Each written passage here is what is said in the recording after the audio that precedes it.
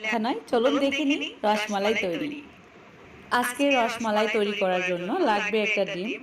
ডিমটা রুম টেম্পারেচারে নেবেন, ফ্রিজ থেকে নামিয়ে সঙ্গে সঙ্গে নিতে যাবেন না।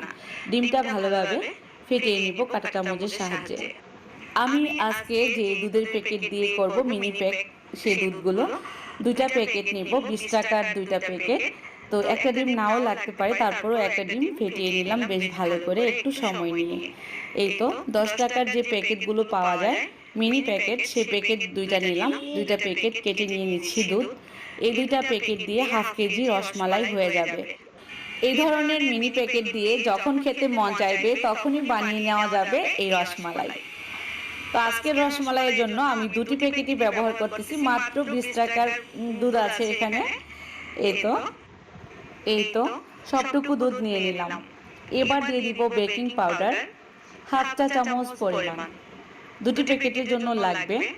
ঘি দিয়ে দিচ্ছি 1 টেবিল চামচ পরিমাণ। ঘিয়ের পরিমাপটা দেখে দেখেই বুঝে নিতে হবে, একটু বেশি কম হলে কোনো প্রবলেম নেই। তারপর এই বেকিং পাউডার আর ঘিটা দুধের সাথে বেশ ভালো করে হাত দিয়ে মিলিয়ে নিব।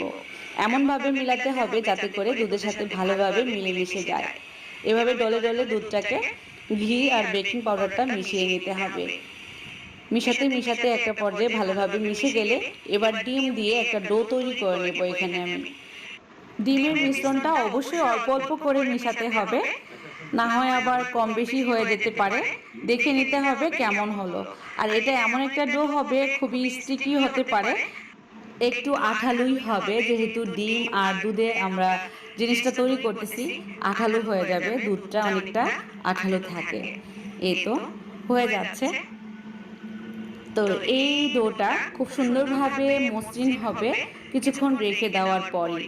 আর এটা যেহেতু মিনি প্যাকেটের দুধ, আমি লক্ষ্য করে বুঝতে পারলাম যে আমরা অনেক সময় বড় ডানু ডিবি বা ডিপ্লোমা ডিবিতে যে দুধটা আছে সেটা দিয়ে তৈরি করি, সেটা অনেকটা স্টিকি হয়, এটা তেমন স্টিকি হয় নাই।